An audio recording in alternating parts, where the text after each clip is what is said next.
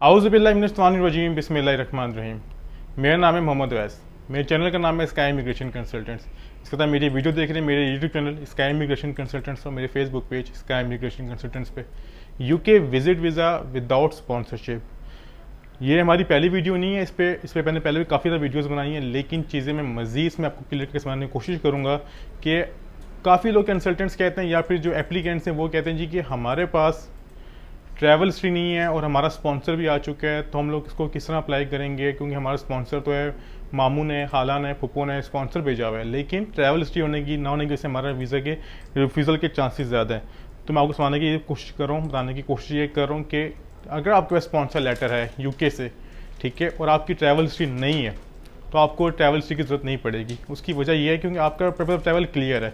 आपका purpose of travel किस तरह क्लियर है? वो क्लियर इस तरह है कि आप लोग जो वीज़ा अप्लाई कर रहे हैं, आपने ये इनवाइट किया है कि मैं अपने फैमिली मेम्बर से मिलने जाना चाह रहा हूँ, उनकी कोई शादी है या फिर उनसे मिलना चाह रहा हूँ, तो इसमें नॉट सो नेसेसरी कि आपके पास ट्रैवल हिस्ट्री हो। हाँ, अगर आपके पास स्पॉन्सर लेटर नहीं है और फिर भी आप यूके का वीज़ा अप्लाई करना चाह रहे हैं, तो भी आपकी ट्रैवल इतनी ज़रूरी नहीं होगी। उसकी वजह ये है, अगर आपके डॉक्यूमेंट स्ट्रॉन्ग हों, आपका पर्पज़ ऑफ ट्रैवल क्लियर है, आपके बिजनेस से जॉब स्ट्रॉन्ग है, आपके सर्कमस्टेंस स्ट्रॉन्ग है, तो भी आप visa without travel history apply कर सकते हैं।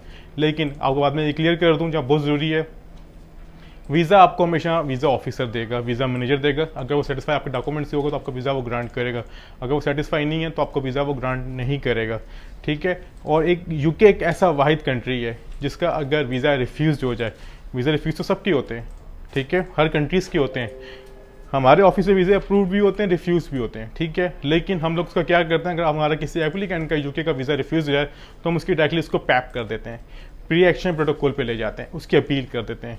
अक्सर लोग कहते हैं जी कि हमारे पास राइट ऑफ अपील होता ही नहीं, उस पर लिखा होता है बॉटम के आखिरी सफ़े पे आपको राइट ऑफ अपील नहीं कर सकते। मैं आपको कहता हूँ चैलेंज करके कि आप इसकी अपील कर सकते हैं। आपको इसका आंसर भी 14 दिनों में आता है और इसकी ऑनलाइन कोई फीस के चार्जेस भी नहीं होते।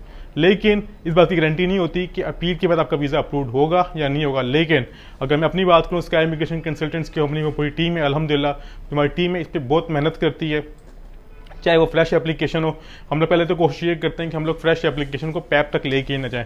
इन केस अगर वो चली भी जाती है, रिफ्यूज़ हो भी जाता है, तो हम उसको पैप में अपना 200% की कोशिश करते हैं कि हमारी पूरी टीम कि हम उसको क्लियर कर सकें, ठीक है। उसमें ये होगा कि अगर आपने हमारा फेसबुक पेज लाइक किया, आपको देखा होगा कि हमारे डेली के 3 से 4 केस अप्रूवल्स पे जाते हैं, ठीक है, डिनाई भी होते हैं, इसमें कोई नो डाउट। आज सुबह हमारा डिनाई हुआ, इसमें हम लोग फ्रंट पे आगे बताते हैं जी कि हमारा पैप रिफ्यूज़ हुआ। देखें, अब अगर पैप रिफ्यूज़ हो गया तो वीज़ा ऑफिसर सेटिस्फाई नहीं हुआ, वो मुतमईन नहीं हुआ। अब जो हमने उससे बहस की, हमने उससे आर्गूमेंट्स किए, उसने कहा नहीं यार, मैं आप गलत हो, मैं ठीक हूँ।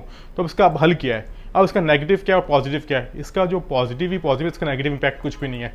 पॉजिटिव ये है कि अगर जब आप फ्रेश एप्लीकेशन करेंगे तो आपको पूछा जाएगा क्या आपकी कोई लास्ट टाइम जिसमें वीज़ा रिफ्यूज़ हुआ था, आप करेंगे यस, तो पूछेगा नीचे कि आपने इसकी अपील की थी, यस। जब वो कहेगा इसने अपील भी किया, उसका मतलब ये जेन्युइन विजिटर है। अगर ये वैसे ही होता तो ये कभी अपील ना करता, ठीक है, आपने अपील की, इसका मतलब जेन्युइन विजिटर है।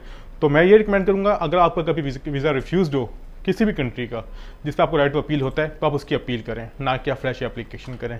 बाकी वीज़ा देना या ना देना वीज़ा ऑफिसर का काम है।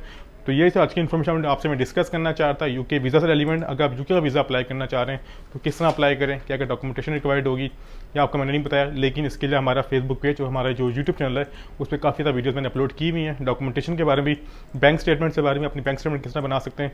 और एक जो बहुत अहम बात, कभी भी यूके वीज़ा अप्लाई करना हो तो अपनी इस बैंक स्टेटमेंट एक्यूरेट रखें, क्योंकि जिन लोगों के वीज़ा रिफ्यूज़ हुए होंगे, चाहे वो पाकिस्तान से या दुनिया से जिस मर्जी कोने से, उनको पता होगा कि वीज़ा हमेशा यूके वाले बैंक स्टेटमेंट ट्रांजैक्शन पे रिफ्यूज़ करते हैं। आपकी ट्रांजैक्शन जितनी क्लियर होंगी, ट्रांसपेरेंट होंगी, वीज़ा लगने के उतने ज़्यादा चांसेस होंगे। तो ये थी आज की इन्फॉर्मेशन, मैं आपसे डिस्कस करना चाहता हूँ। इस वक्त आपके स्क्रीन पर हमारा विजिटिंग कार्ड चल रहा होगा, जो नंबर्स हैं जस्ट सर्विसेज के लिए। हम लोग सारी सर्विस जो प्रोवाइड करते हैं वो कॉल्स पे कर देते हैं, ऑनलाइन आपको ऑफिस विजिट करने की ज़रूरत भी नहीं पड़ती। तो आपसे दोबारा मुलाकात होगी बहुत जल्द कोई नई इन्फॉर्मेशन के साथ। बहुत शुक्रिया, खुदा हाफिज़।